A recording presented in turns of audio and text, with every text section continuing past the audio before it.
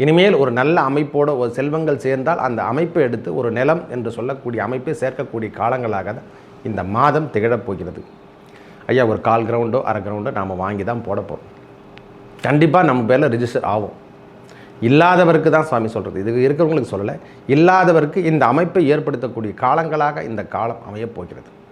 நல்ல செல்வங்கள் சேரக்கூடிய காலங்களாக இந்த காலம் அமையும். இதுவரைக்கும் இளைய சகோதரன் சகோதரிக்கிட்ட கருத்து வேறுபாடு எதனா இருந்தால் அதெல்லாம் மாறக்கூடிய காலம். அவங்க வாழ்க்கை தரத்துலேயும் நாம் உயர்ந்து காணக்கூடிய காலங்களாக வரப்போம். எப்படி சொல்கிறதுனா, இது வரைக்கும் கருத்து வேறுபாடு ஏற்பட்டு நம்மக்கிட்ட பேசாமல் இருந்தால் கூட அவங்களும் இனிமேல் நம்மக்கிட்ட பேசக்கூடிய காலங்களாக இந்த மாதம் திகழும்.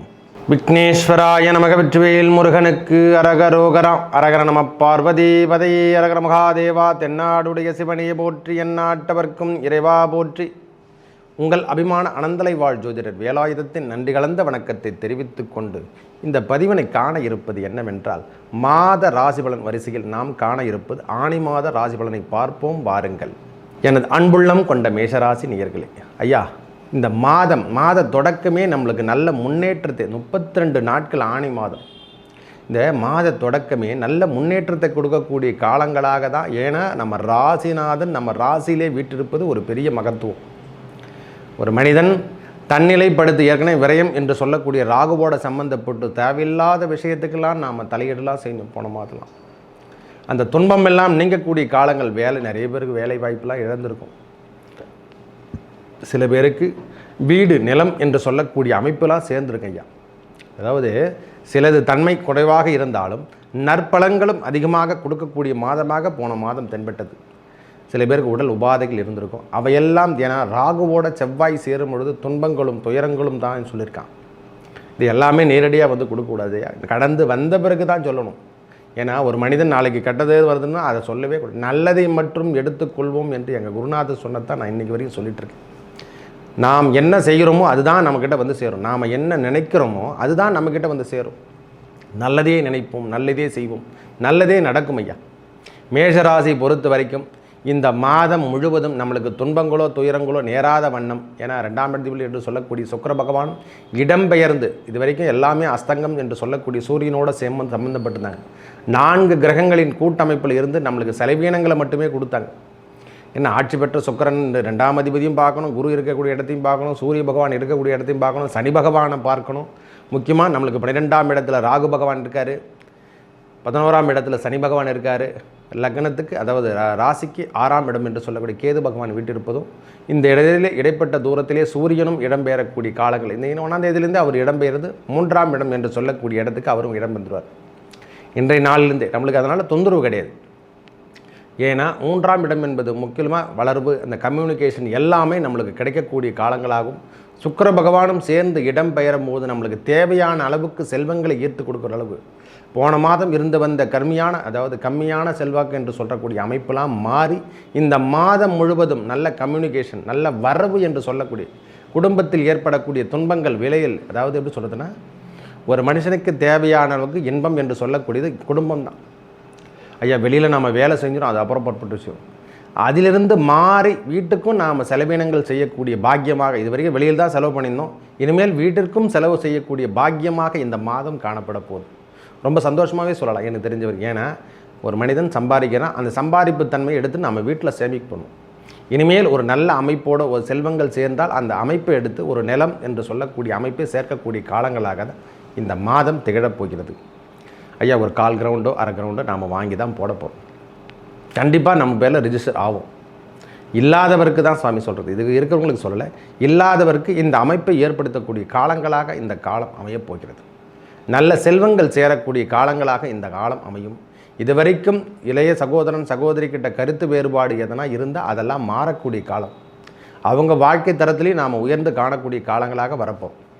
எப்படி சொல்கிறதுனா, இது வரைக்கும் கருத்து வேறுபாடு ஏற்பட்டு நம்மக்கிட்ட பேசாமல் இருந்தால் கூட அவங்களும் இனிமேல் நம்மக்கிட்ட பேசக்கூடிய காலங்களாக இந்த மாதம் திகழும். இல்லை அவங்க மூலியம் அதாவது அவங்க ஃபங்க்ஷன் என்று சொல்கிற மாதிரி அவங்க திருவிழா கோலத்துக்கோ அல்லது அவங்க உறவு என்று சொல்லக்கூடிய அவங்க வீட்டில் நடக்கக்கூடிய சுப நிகழ்ச்சிக்கு நாம் கலந்து கொள்ளக்கூடிய காலங்களாக இந்த காலம் அமையப் போகிறது. ஐயா, ஒரு 20-25 தேதி வரைக்கும் நம்மளுக்கு எந்த தொந்தரவு கிடையாது. ஏன்னா ராசிநாதன் நம்ம வீட்டிலே இருப்பதாலேயும் 7ஆம் இடமும் 8ஆம் இடமும் அல்லது 4ஆம் இடம் என்று சொல்லக்கூடிய சுகஸ்தானத்தையும் பார்ப்பதால் உங்களுக்கு தேவையான அளவுக்கு செல்வங்களும் பிரச்சனையில் இருந்து விடுபடக்கூடிய காலங்களோ இந்த உஷ்ணம் சம்பந்தப்பட்ட நோய் மட்டும் இப்பொழுது தாக்கும். செவ்வாயே உஷ்ணகாரகன், அந்த வீரியம் என்று சொல்லக்கூடிய அமைப்புடைய நம்ம ராசியில் வீட்டிருப்பதால் உஷ்ணம் சம்பந்தப்பட்ட நோய்கள் மட்டுமே வரும். வேறு எதுவுமே வராது சாமி. நீங்கள் துன்பங்கள் பெரிய அளவுலாம் நினைக்காதீங்க. ஏன்னா உடல் உபாதை என்று சொல்லக்கூடிய பெரிய பிரச்சனைலாம் எதுவும் கிடையாது. நீர் சம்பந்தப்பட்ட நோய்கள் எதனாலும் காமலுக்கு காணப்படும். தொந்தரவுகள் என்று சொன்னால் தலைவலி மட்டுமே இருக்கும். பிரச்சனைகள் என்று சொல்லக்கூடிய அளவுக்கு நம்மளுக்கு செல்வங்கள் வரவும் இருக்கும், அதற்கேற்ற செலவுகளும் இருக்கும். நம்ம நினைக்கிறோம் இந்த முறை செல்வங்கள் அதிகரிக்கக்கூடிய காலங்களாகவும் வரப்போது, செலவினங்கள் செய்யக்கூடிய காலங்களாக இந்த மாதம் முழுவதும் திகழப்போகிறது. நம்மளுக்கு ஆணி மாதம் முழுவதும். ஏன்னா 32 தேதியும் நல்ல அமைப்போட கிரகங்கள் அமர்ந்திருப்பது பெரிய முன்னேற்றம். இதுவரை வெளியூர் பயணங்கள் இல்லாமல் இருந்தால், மேஷராசிக்காரங்க வெளியூர் பயணங்கள் இல்லாமல் இருந்தால் அந்த வெளியூர் பயணங்கள் செல்லக்கூடிய பாக்கியம். எல்லா ஃபங்க்ஷனுக்கும் நம்ம அட்டன் பண்ண போகிறோம். ஐயா, வேலை இல்லாதவங்களுக்கு இது ஒரு நல்ல அமைப்பு. கல்வி சார்ந்த விஷயத்துக்கு இருக்கிறவங்களுக்கு இது ஒரு முன்னோற்றமான காலங்கள். ஐயா, வேலை சார்ந்த விஷயத்தில் இனிமேல் நம் கவனிக்க வேண்டிய விஷயங்களாக தான் இந்த மாதம் முழுவதும் காணப்படுகிறது. வேலையில் இது வரைக்கும் கம்யூனிகேஷனே சரியான முறையில் எனக்கு இல்லைன்றவங்களுக்கும், கல்வியில் சிறந்து விளங்கக்கூடிய இடத்துக்கு நம்மளுக்கு எதுவுமே கிடைக்கல, ஐயா ஒரு சீட்டு கிடைக்கல, போகிறோம் நாம் எதுவுமே நினைக்க முடியல, எதுவுமே கிடைக்க மாட்டேன்னு நினைக்கிறவங்களுக்கு கூட இந்த முறை நல்ல ஒரு கல்வித்தரம் உயரக்கூடிய காலங்களாக, ஆரம்ப நிலையாகட்டும் முதுநிலை கல்வி ஆகட்டும், உயர்நிலை கல்வி என்று சொல்கிறோம் இல்லை, அந்த உயர்நிலை கல்வி கூட நல்ல ஒரு ஏற்பாடு, நல்ல அமைப்போடு தான் இந்த மாதம் திகழ போகிறதையா. நம்மளுக்கு ஏற்ற மாதிரி ஒரு கோர்ஸ் கிடச்சி நம்ம அதை படிச்சுட்டு தான் வரப்போகிறோம். நம்மளுக்கு அப்பாயின்மெண்ட்டு முதல்ல கிடைக்கும். முதல்ல வேலை சார்ந்த விஷயத்தில் இந்த மாதம் ஆணி மாதம் நல்ல ஒரு அமைப்பு தரக்கூடிய காலம் இந்த காலம். நல்ல செல்வங்கள் 20 தேதிக்கு அப்புறம் நல்ல செல்வங்கள் சேரப்போதையா. பயப்படுற விஷயமே இல்லை. ஏன்னா நம்ம ராசிநாதனே 12ஆம் இடத்துலேருந்து அவர், அதாவது ராசியிலிருந்து அவர் 2ஆம் இடத்துக்கு செல்வது பெரிய விஷயம். குருவோடு சேரப்போகிறார். இந்த அமைப்பும் நன்றாக உள்ளது. நம்மளுக்கு குருவோடு சேர்ந்து அந்த ஒரு 5 நாட்கள், அது ஒரு 10 நாட்கள் கூட எடுத்துக்கலாம். அந்த நல்ல சுபத்துவம் வாய்ந்த தன்மை, இது வரைக்கும் வேலை இல்லைங்க, எனக்கு வேலை சார்ந்த விஷயங்கள் இல்லைங்கன்னா கண்டிப்பாக சுயதொழில் செய்யக்கூடிய பாக்கியம் ஏற்படும். அதாங்க இல்லாதவருக்கு தான் சொல்ல முடியும். வேலையில் ப்ரொமோஷன் காத்து கொண்டு இருக்கிறவங்களுக்கு இது ஒரு நல்ல முன்னேற்றம் தரக்கூடிய காலங்களாக ஒரு 20 தேதிக்கு அப்புறம் நம்மளுக்கு முன்னேற்றம் வரப்போகுதுயா. மேஷராசிக்கு இனிமேல் ஒளிரக்கூடிய காலங்கள் தான் இந்த மாதம் முழுவதும். நல்ல அமைப்பு தான் சுவாமி. நான் சொல்லும் போதே சந்தோஷப்படுறேன். ஏன்னா கிரகங்கள் அமர்ந்திருக்கும் இடம் 3ஆம் அதிபதி 3லே, 2ஆம் அதிபதி 2லிருந்து இப்போ தான் மாறப்போகிறாரு.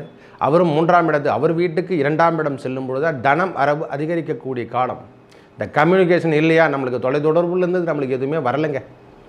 நாம் ரொம்ப நாளாக அப்ளிகேஷன் போட்டுட்ருக்கோம், அதெல்லாம் எதுவுமே கிடைக்கலன்னா அந்த கிடைக்கக்கூடிய காலங்களாக இந்த மாதம் திகழப்போகிறது.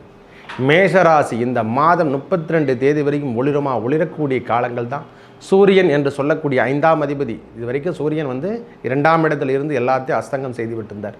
எதுவுமே ஒரு அதாவது எப்படி சொல்கிறதுன்னா, தண்ணீரில் கேட்ட போடுது, தண்ணீரில் போட்டால் மாதிரி தான் எதுவும் சொல்லுவாங்க. கல்லில் தண்ணீரில் போட்டால் எப்படி இருக்குமோ அதே மாதிரி தான் இருந்தது. அவை எல்லாம் நிலைமை மாறலை. அணை திறக்கப்பட்டதையா, இனிமேல் ஓடக்கூடிய காலங்கள் நம்மளுக்கு வந்துடுச்சு. கல் போட்டதுன்னா அந்த அணையை மூட வைக்கிற அளவுக்கு கல் பெருசாக இருந்துச்சு. அந்த கல் எடுக்கக்கூடிய காலம் வந்துடுச்சையா. இனிமேல் தண்ணீர் உருண்டு செல்லக்கூடிய காலங்களாகவும் நம்ம வயலுக்கு பாய்க்கக்கூடிய காலங்களாக வரப்போகுது. நம்ம நெற்பயிர் வளர்க்கக்கூடியனா, நம்ம பயிரை வைக்கிறோன்னா அந்த பயிர் விவசாயம் செய்யக்கூடிய பாக்கியம், அதாவது வாழ்க்கையில் எப்படி நடக்குன்னு சொல்கிறதுனா, விவசாயம் செய்கிறோம் இல்லை, தண்ணீர் இருந்தால் தானே சார் விவசாயம் செய்ய முடியும். அந்த தண்ணீரே இது வரைக்கும் கொடாமல் தாங்க. இனிமேல் தண்ணீர் நம்மளை தேடி வந்து கொண்டிருக்கிறது. செல்வங்கள் சேரக்கூடிய காலங்களாக இந்த காலம் அமையப் போகிறது. 3ஆம் அதிபதி என்று சொல்லக்கூடிய புதன் பகவான் ஆட்சி பெற்று காணப்படும் பொழுதெல்லாம் நல்ல ஒரு அமைப்பு. புதனோடு சேர்ந்த சூரியனோடு சேர்ந்த சுக்கிரன் என்று சொல்லக்கூடிய அமைப்பு தானாக தேடி வரும். வெளியூரோ வெளிநாடோ வெளிநோர் மக்களோ நம்மளுக்கு செல்வங்கள் சேரக்கூடிய பாக்கியமாக இந்த காலம் அமையப் போகிறது.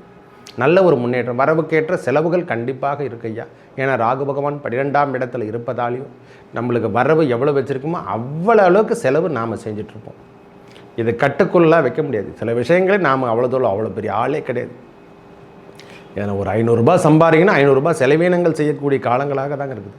எதனா ஒரு ஃபிக்ஸட்லோ, எதனா ஒரு எஃப்டிலோ, எதனா ஒன்று அதாவது நிலத்திலையோ போட்டு வைக்கக்கூடிய காலங்களாக இந்த காலம் அமையப்பெறக்கூடிய அமைப்பாக தான் இந்த 32 தேதி மேஷராசி ஒளிரக்கூடிய காலங்கள், நோய் நொடிகள் விலகக்கூடிய காலங்களாகவும், அதாவது நிலபலம் சேர்க்கை என்று சொல்லக்கூடிய அமைப்பையும், வேலையில் சுயதொழில் செய்யக்கூடிய வேலை இழந்தவர்களுக்கு சுயதொழில் செய்யக்கூடிய பாக்கியங்கள் கிடைக்க போது இந்த மாதம் இறுதிக்குள்ளே நல்ல அமைப்பு ஐயா. திருமணம் சார்ந்த விஷயங்களில் நல்ல ஒரு முன்னேற்றம். அதாவது எப்படி சொல்லுதுன்னா, முக்கியமாக இதை தான் சொல்லியிருக்கணும். ஏன்னா 20 தேதிக்கு அப்புறம் திருமணம் சார்ந்த விஷயங்களில் நம்மளுக்கு நல்ல ஒரு அமைப்பை ஏற்படுத்தி தந்து இறைவனே நம்மளுக்கு அருள் பாலிக்க போகிறார் இந்த காலம். அதுவும் இல்லாமல் புத்திர பேரு என்று சொல்லக்கூடிய அமைப்பு ஒவ்வொரு முறையும் நான் சொல்கிறேன். எதுக்காகனா, நாம் சொன்னால்தான் அது கிடைக்கும். இறைவன் நம்மளுக்கிட்ட கேட்கணும், முருகா முருகா முருகா எதன்னா செய்வா, என் பிரச்சனையை தீர்த்து வை, என் நேரமும் உன் திருவடியே நினச்சிட்ருக்கேன், உன் திருவடியே நான் பிடிச்சிருக்கிறேன் அப்படின்னு சொல்லக்கூடிய அமைப்பு தான் இந்த முருகப்பெருமான். அதாவது குருவும் மங்களம் என்று சொல்லக்கூடிய குரு மங்கள யோகம் 2ஆம் இடத்துல சேரும் பொழுதெல்லாம் நம் வாழ்வில் ஏற்பட்ட துன்பங்கள் விலகக்கூடிய காலங்களாக இந்த காலம் அமையப் போகிறது. மேலும் நல்லதெல்லாம் நடக்க இறைவன் முருகப்பெருமானையும் அந்த ராம நாமத்தை உச்சரிக்க உங்கள் வாழ்வில் ஏற்பட்ட துன்பங்கள் விலகி நல்லதே நடக்கும். நன்றி, வணக்கம்.